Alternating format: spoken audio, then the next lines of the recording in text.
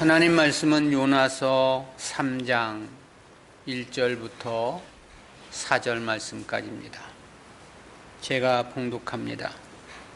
여호와의 말씀이 두 번째 요나에게 임하니라. 이르시되 일어나 저 큰 성읍 니느웨로 가서 내가 네게 명한 바를 그들에게 선포하라 하신지라. 요나가 여호와의 말씀대로 일어나서 니느웨로 가니라. 니느웨는 극히 큰 성읍이므로 3일 길이라. 요나가 그 성에 들어가며 곧 하룻길을 행하며 외쳐 가로되 40일이 지나면 니느웨가 무너지리라 하였더니. 아멘. 요나의 재소명 사건이라는 제목으로 말씀을 듣겠습니다. 요나서 3장은 물고기 뱃속에서 육지로 살아나온 요나가 하나님의 재소명을 수행하는 본서 후반부 3장 1절부터 4장 11절까지의 1년 기사입니다. 본장을 상술하면 1절, 2절은 요나에 대한 하나님의 재소명을 다룬 부분이고요. 이는 본서 1장 1절과 2절에서 처음 하나님께서 요나에게 부여하신 사명과 동일합니다. 즉 이방 나라 아수르의 수도였던 니느웨에 가서 하나님의 심판을 선포하라는 말씀이죠. 3절, 4절은 요나 선지자가 재소명에 따라 니느웨 성에서 사역을 감당한 내용의 요약입니다. 이어진 5절, 9절은 아수르 왕을 비롯한 니느웨 성 거민 전체가 금식하며 회개했던 사실을 보도한 부분이고요. 당시 니느웨 성 사람들은 왕으로부터 시작하여 심지어 어린아이와 생축에 이르기까지 금식하며 회개했다고 보도합니다. 실로 이방 땅 니느웨에서 하나님의 명에 의한 대대적인 회개 운동이 벌어졌던 거죠. 이는 창세 이후 처음 있는 역사적 사건이라고도 말할 수 있겠습니다. 당시 저들의 회개는 일반적인 측면에서는 진실했다고 말할 수 있겠습니다. 때문에 끝으로 10절은 하나님께서 진노를 거두신 내용으로 본장을 마무리하고 있습니다. 이와 같은 본장은 그 주제로 나누면 크게 둘로 구분이 되는데요. 그중 첫 번째가 바로 요나가 재소명에 따라 사역을 수행했다는 1절부터 4절까지의 내용입니다. 하나님은 요나에게 선지자로서의 사명 감당의 기회를 다시 한번 부여해 주신 것이죠. 그리고 이를 통해서 하나님께서 원하셨던 계시적인 목적을 차질 없이 실행해 나가셨습니다. 실제 니느웨에 대한 이러한 역사는 그 목적이 니느웨 성의 사람들에게 있었던 것은 아닙니다. 저들은 단지 계시를 위한 하나의 수단이며 방편이었을 뿐이었습니다. 하나님께서 저들을 통해서 주시고자 하신 계시적 목적은 두 가지로 집약이 되는데요. 그중 하나는 당시 북이스라엘 백성들을 향하신 회개의 메시지입니다. 이 당시 북이스라엘은 나라가 창건된 이후 군사적, 경제적인 측면에서 최상의 황금기를 맞고 있었습니다. 그러나 저들의 여호와 신앙은 그와는 정반대였죠. 언제나 종말기에 나타나는 물질 만능 사상과 육신적 쾌락주의가 판을 치고 있었습니다. 그렇다는 것은 요나 선지자 이후에 북이스라엘에서 활동했던 아모스나 호세아 선지자를 통해서 매우 적나라하게 잘 밝혀주고 있죠. 저들은 그렇게 회개를 촉구하며 하나님의 징계를 선포했지만 듣지 않았습니다. 그리고 결국은 BC 722년 아수르에 의해 멸망을 당하고 말았던 거죠. 하나님은 바로 그 이전 이방 민족이었던 아수르의 회개를 통해서 이스라엘을 경고하시고자 하셨음이 1차적인 목적이었다라는 거고요. 하나님을 전혀 알지도 믿지도 않는 이방인들이 하나님 말씀에 얼마나 즉각적으로 반응하며 순종하는가를 보여주기를 원하셨던 것입니다.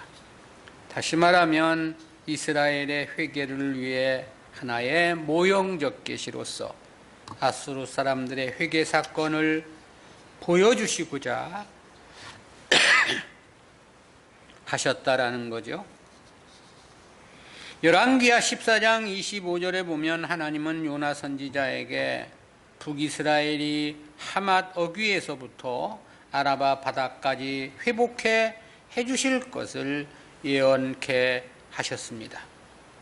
요나 선지자는 분명히 이를 당시 왕이었던 여로보암 2세는 물론이고 백성들에게도 알려주었을 것입니다.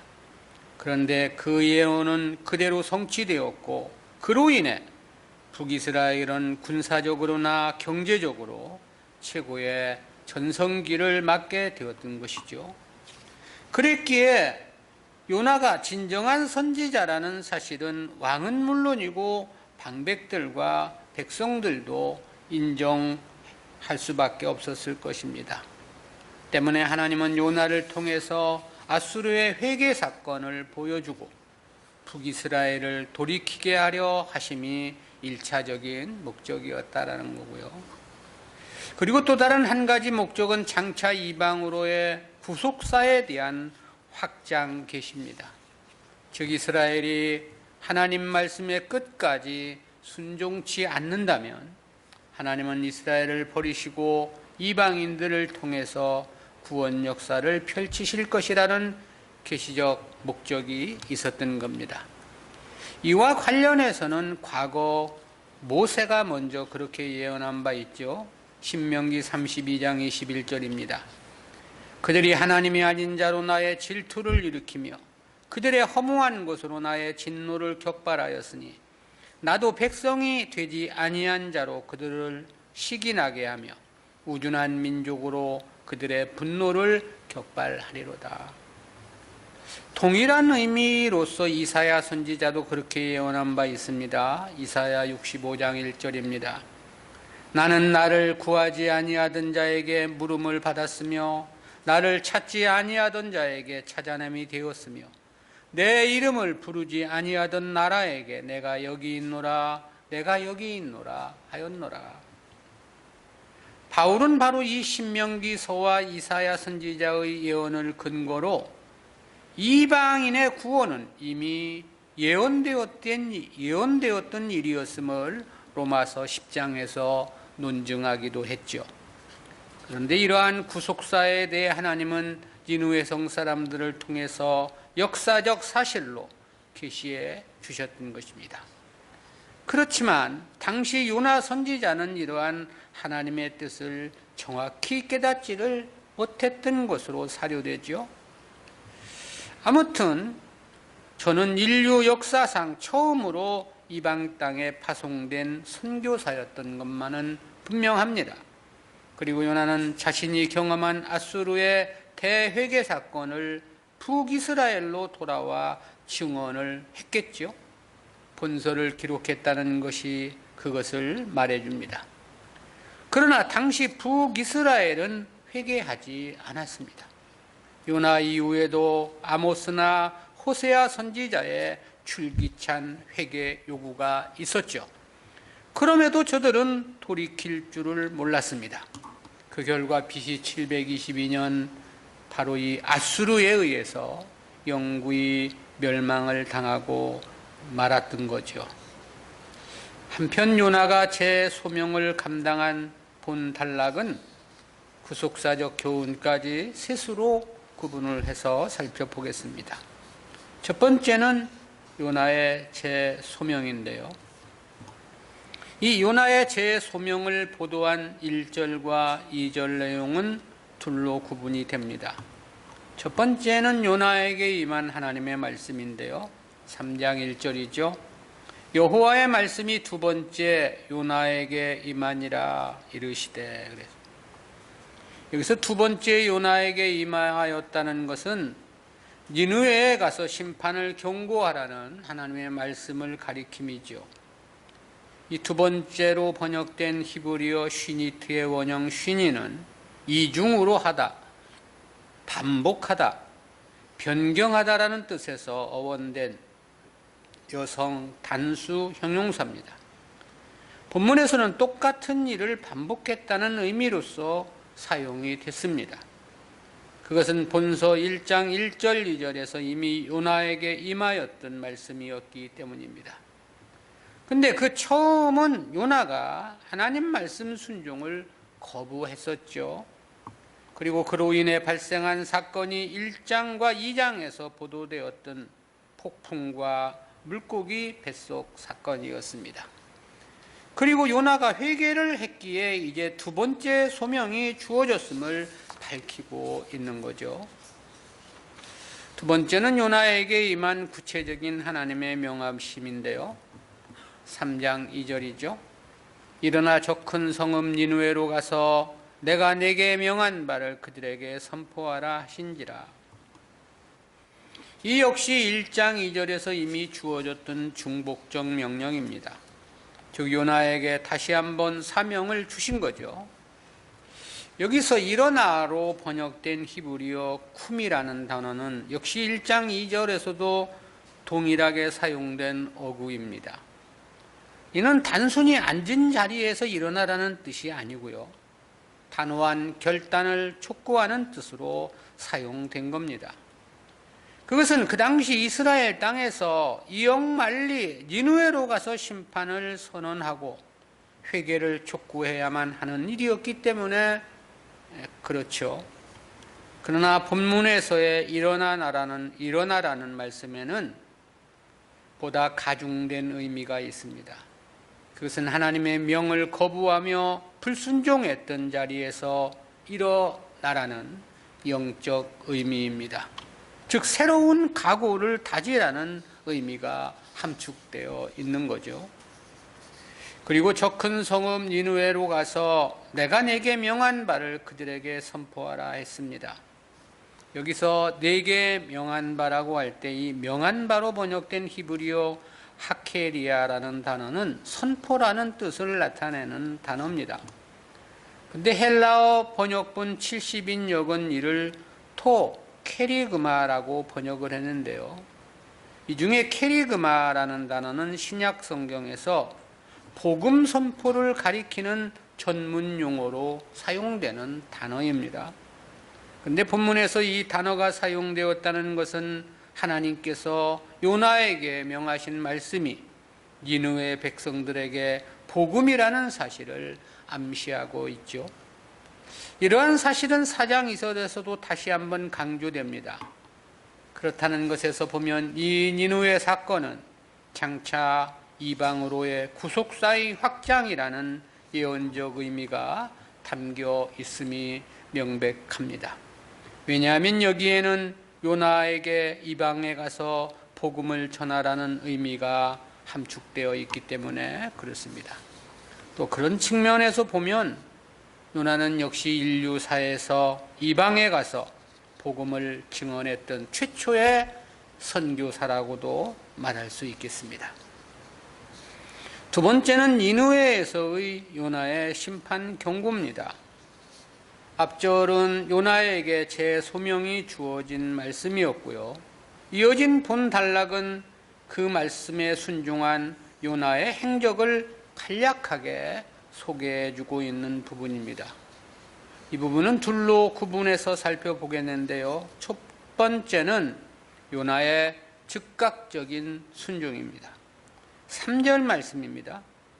요나가 여호와의 말씀대로 일어나서 니느웨로 가니라. 니느웨는 극히 큰 성읍이므로 3일 길이라 그랬습니다.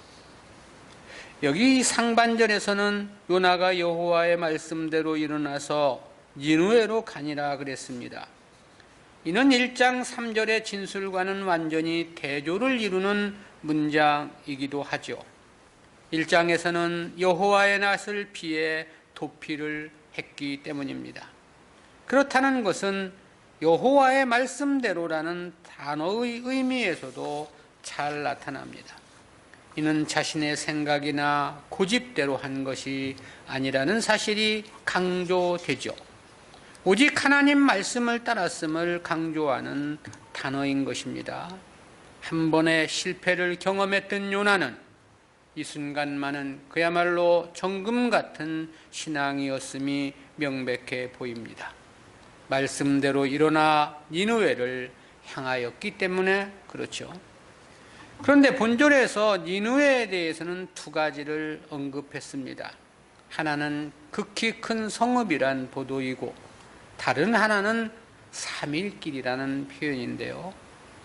여기서 이 지극히 큰 할 때 이 큰으로 번역된 히브리어 게돌라는 더 큰 위대함이라는 의미의 형용사입니다. 근데 그 앞에 지극히로 번역된 렐로힘이란 전치사가 첨부되어 있습니다.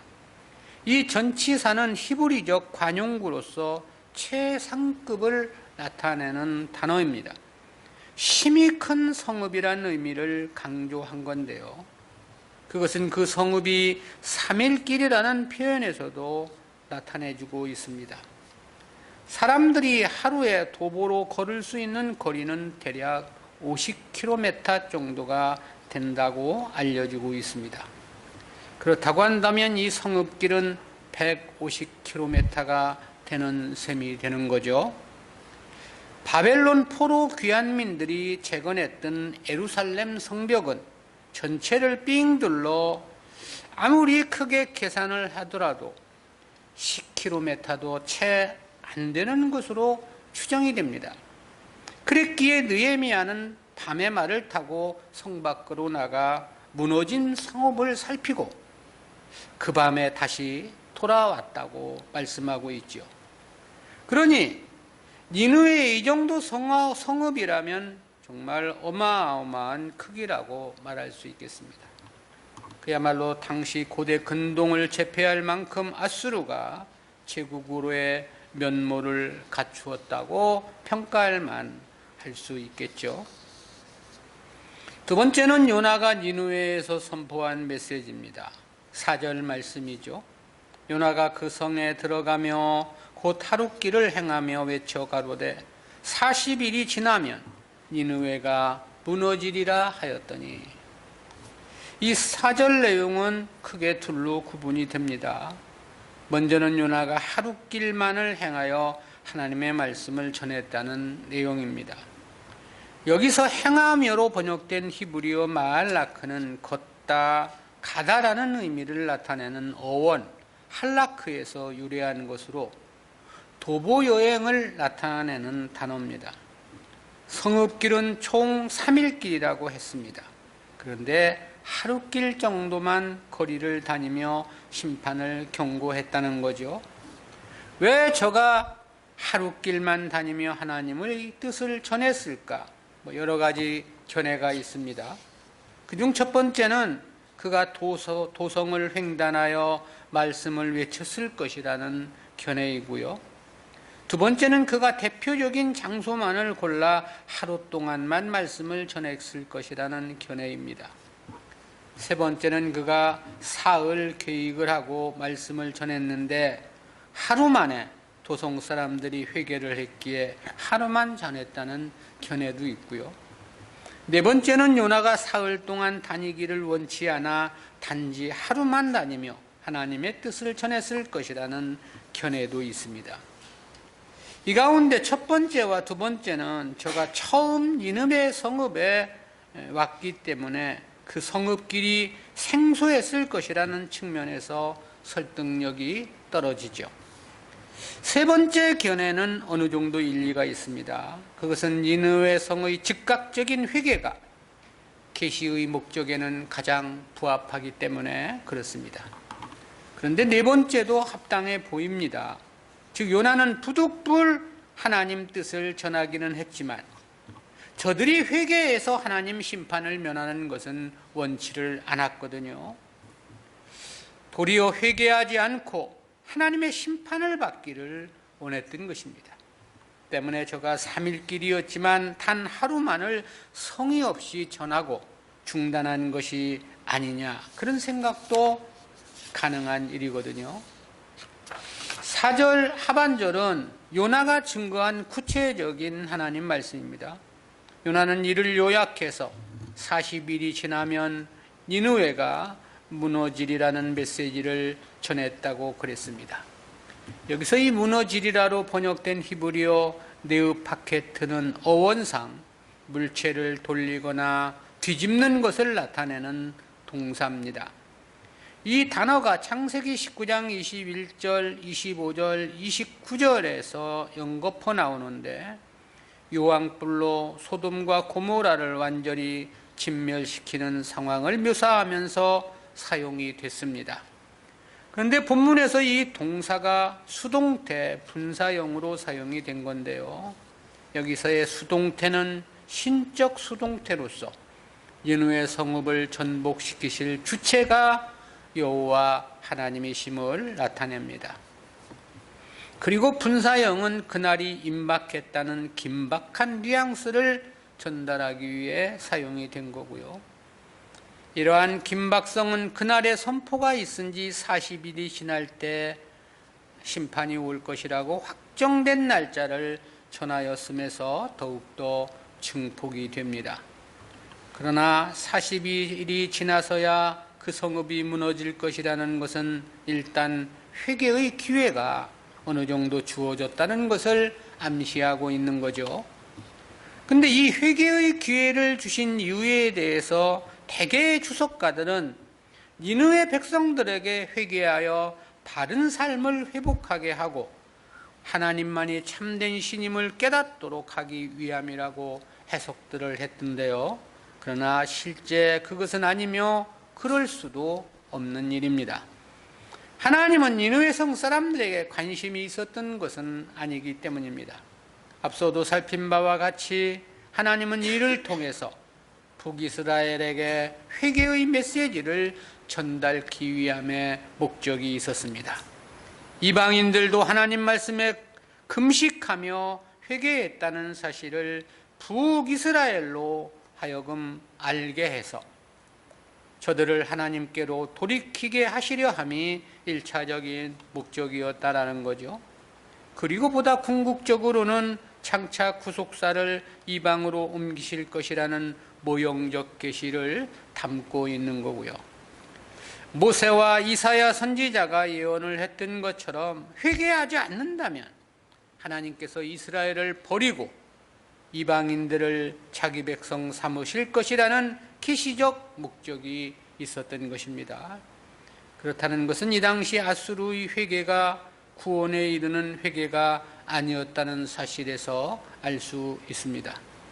또한 아수르 역시 그리 오랜 역사를 이어가지 못했고 바벨론에 의해 완전히 멸망을 당했다는 사실에서 볼 때도 역시 그렇습니다. 우리는 이와 같은 말씀에서 세 가지 구속사적인 교훈을 생각해 봅니다. 첫 번째로 하나님 말씀 순종은 즉각적이어야 한다라는 교훈입니다. 그것은 1절에서 여호와의 말씀이 두 번째 요나에게 임하니라라고 하신 말씀 안에 함유되어 있는 교훈입니다.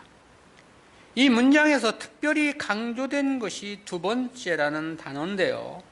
이 두 번째로 번역된 히브리어 쇠니트의 원형 쇠니는 이중으로 하다, 반복하다, 변경하다라는 뜻에서 원된 여성 단수 형용사라고 그랬습니다. 본문에서는 똑같은 일을 반복했다는 의미로서 사용이 되었습니다. 본 문장을 보면 굳이 두 번째라는 단어를 사용하지 않아도 되는 것이었습니다. 그냥 1장 1절과 동일하게 여호와의 말씀이 요나에게 임하니라라고 해도 모두가 이것이 두 번째라는 사실을 모를 리가 없는 거죠. 그럼에도 특별히 이 두 번째라는 단어를 여기에 사용한 것은 의미심장한 뜻이 함유되어 있는 것입니다. 즉, 이 단어의 의미에는 불순종이라는 전제가 함축되어 있는 까닭이죠. 하나님의 명을 거부하고 다시스로 도망을 치려 했던 불량한 과거가 함축되어 있었다라는 거죠. 즉 하나님께서 번거롭게 또다시 같은 명령을 반복하여 하셔야만 했다는 의미가 담겨 있는 것입니다. 따라서 이 말씀에는 성도는 누구나 하나님 말씀에 즉각적인 순종이어야 한다는 교훈적 의미가 있습니다.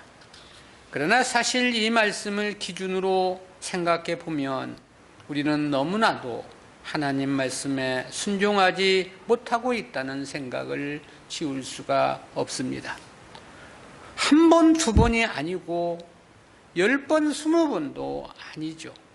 그 수를 헤아릴 수 없도록 하나님의 뜻을 무시하고 거부하는 경우가 다반사입니다. 실제 은혜 시대를 살고 있기에 가능한 일이라는 생각을 해보게 됩니다. 구약 시대였다면 우리들 역시 벌써 책망과 징벌을 받았을 것이 명백해 보이기 때문입니다. 순종해야 합니다. 즉각적인 순종이 되도록 해야 합니다. 보다 적극적인 순종이어야만 하는 겁니다. 그것만이 자기를 위한 최선의 삶이고 축복된 삶이기 때문입니다. 하나님 백성들은 하나님의 뜻을 거부하고는 내생은 물론이거니와 금생도 절대 승리도 성공도 축복도 행복도 불가능하기 때문에 그렇습니다. 두 번째는 설교자는 오직 하나님 말씀을 전해야 한다는 교훈입니다.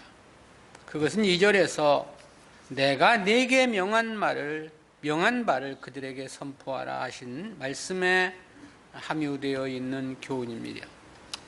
여기서 이 내가로 번역된 히브리어 아노키라는 단어는 2절 문장에서 가장 핵심이 되는 단어입니다. 이는 화자, 즉 말을 하는 당사자가 자신을 강조하는 경우에서만 사용되는 인칭 대명사입니다. 여기서는 요나 자신의 말을 해서는 안 됨을 강조하기 위해 사용이 됐습니다. 오직 하나님께서 명하신 그 말씀만을 증거하고 선포해야 함을 강조하기 위해 사용된 것이죠. 무슨 뜻이냐면 하나님 뜻을 전하는 사역자는 절대 자기 말을 해서는 안 된다는 뜻이죠.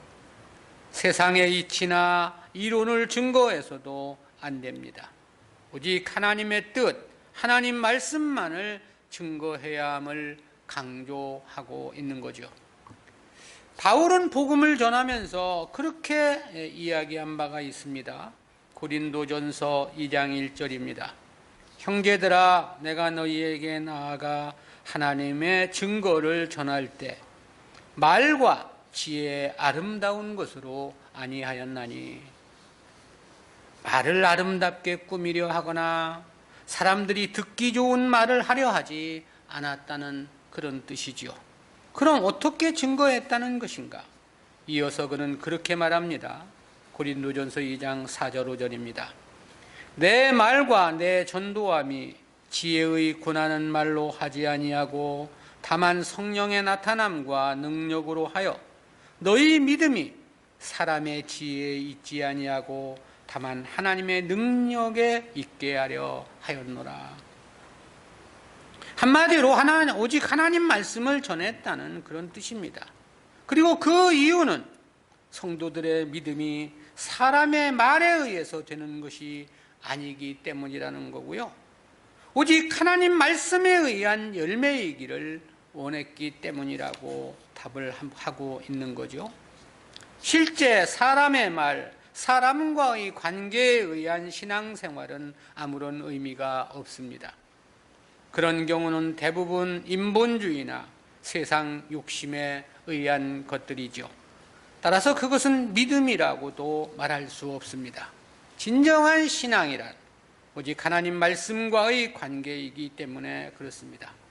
말씀에 의한 믿음, 말씀을 믿는 믿음, 말씀에 의한 행위, 그것만이 진정한 신앙이고 구원에 이르는 믿음이기 때문입니다. 따라서 설교자는 오직 하나님 말씀만을 바르게 증거해야만 하는 거죠. 기독교의 설교는 자기 경험이나 자기 지식을 전하는 것이 절대 아닙니다. 세상 윤리, 도덕을 전하는 것 역시 아닌 것입니다. 오직 성경을 바르게 해석해서 전하는 것만이 설교라고 말할 수 있겠습니다. 또한 선지자가 그랬듯이 설교자의 직분도 마찬가지입니다. 그 직분은 자기 뜻이나 자기 생각을 전하라는 것이 아니죠. 하나님의 뜻과 말씀만을 전하라고 임명하신 특별한 직임인 거죠. 설교자가 심히 조심하고 각별히 유의해야 하는 부분입니다. 이 문제와 관련해서 성경은 그렇게 말씀을 합니다. 계시록 22장 18절 19절이지요. 내가 이 책의 예언의 말씀을 듣는 각인에게 증거하노니 만일 누구든지 이것들 외에 더하면 하나님이 이 책에 기록된 재앙들을 그에게 더하실 터이요 만일 누구든지 이 책의 예언의 말씀에서 제하여 버리면 하나님이 이 책에 기록된 생명나무와 및 거룩한 성에 참여함을 제하여 버리시리라. 이와 관련해서 바울도 그렇게 말씀한 바 있는데요. 갈라디아서 1장 9절입니다. 우리가 전에 말하였거니와 내가 지금 다시 말하노니 만일 누구든지 너희의 받은 것 외에 다른 복음을 전하면 저주를 받을지어다. 반드시 말씀만을 전해야만 하는 이유입니다. 틀림없이 올바른 진리만을 전해야만 하는 이유이죠. 그것이 아니면 도리어 그것이 자타의 저주의 결과가 될 수 있기 때문에 그렇습니다. 세 번째는 하나님 역사에 쓰여지는 것보다 더 큰 축복은 없다는 교훈입니다. 이 역시 요나에게 두 번째 여호와의 말씀이 임했다는 1절 말씀에서 생각해보는 교훈입니다. 요나가 하나님 말씀을 거부하고 다시스로 가고자 했을 때 하나님께서 내버려 두셨다면 어찌했을까를 생각해 봤습니다. 요나를 배제하고 다른 선지자를 세워 이 일을 하셨다면 어찌했겠는가를 생각해 본 거죠. 요나는 배를 타고 다시스에 무사히 안착할 수 있었을지 모르겠습니다. 그리고 얼마 동안 그곳에서 관광도 할 수 있고 평안한 삶을 살았을지도 모르겠죠. 그러다가 후에 다시 이스라엘로 돌아왔을 것은 자명한 일일 겁니다. 왜냐하면 그 시대 하나님 백성이 이방에서 산다고 하는 것은 믿음까지 포기한 불신의 삶일 수밖에 없기 때문에 그렇습니다. 그래서 돌아왔다면 그때는 아마 남유다 출신 아모스 선지자가 활동을 하고 있었을지 모릅니다. 그리고 그 다음은 호세아 선지자가 활동을 했겠죠. 요나가 요나서를 기록한 시점이 대략 BC 760년경이라고 말했습니다. 그런데 아모스의 기록 연대가 BC 760년에서 755년경으로 추정을 하고요. 호세아서의 기록 연대를 755년부터 723년경으로 추정하기 때문인데요. 만약 그랬다면 요나는 돌아와서 다시는 설 자리가 없었겠죠.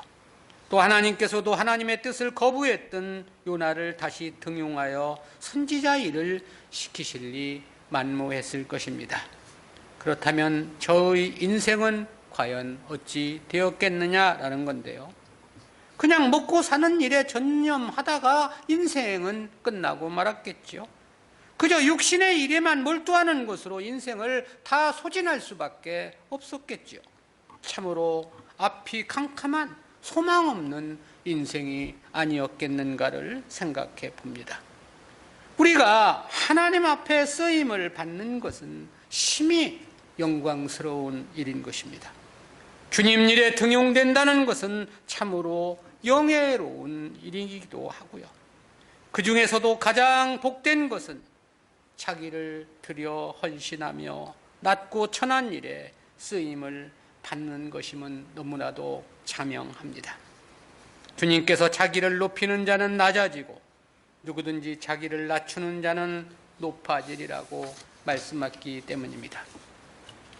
그래서 바울이 세웠던 많은 교회와 그와 함께했던 많은 동역자들을 잠시 생각해 봤습니다. 그리고 그 시대 교회로서 가장 큰 칭찬과 영광을 받을 교회는 빌립보 교회가 아니겠냐는 생각을 해 보았습니다.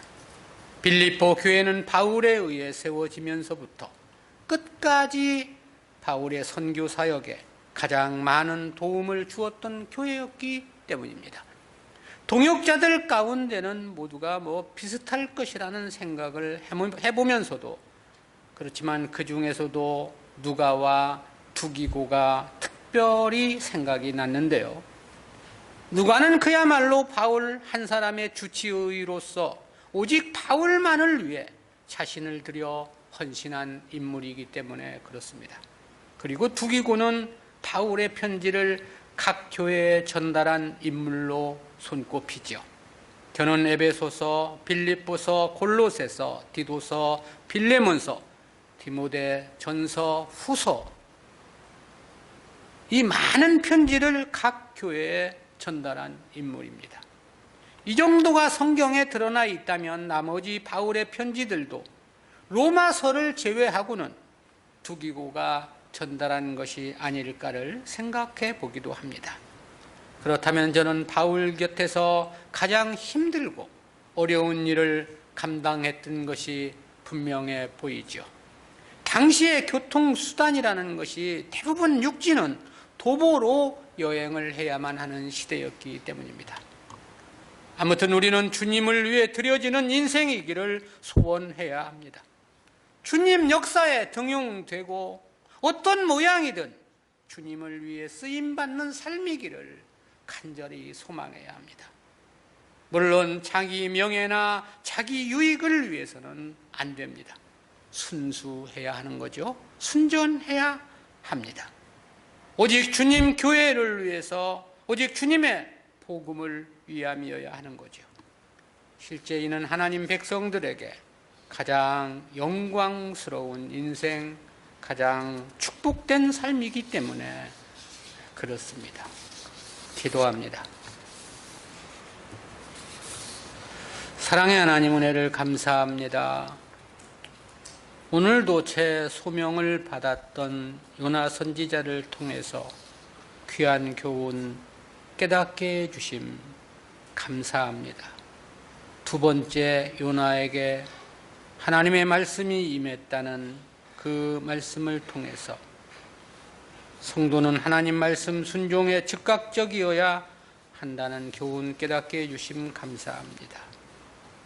그리고 내가 네게 명한 바를 그들에게 선포하라 하신 하나님의 말씀을 통해서 설교자는 오직 하나님 말씀만을 전해야 한다는 교훈 또한 깨닫게 해주신 감사합니다. 하나님 역사에 쓰여지는 것보다 더 큰 축복은 없다는 교훈 또한 깨닫게 해주신 진실로 감사합니다. 주여, 아침 안개와 같은 인생, 잠시 있다 사라지는 안개와 같은 우리들의 삶이 그저 세상 것만을 위해 살아가다가 끝나는 그와 같은 어리석음이 되지 않도록 도와주시고, 우리의 삶이 하나님 앞에 드려지고 쓰여지고 주님이 기뻐하시는 삶으로 주님께 영광이 되는 귀하고 복된 삶이기를 간절히 소망하오니 주여, 저희들의 삶을 주장해 주시고 인도하여 주옵소서. 감사드리옵고 예수님의 이름으로 기도드리옵나이다. 아멘.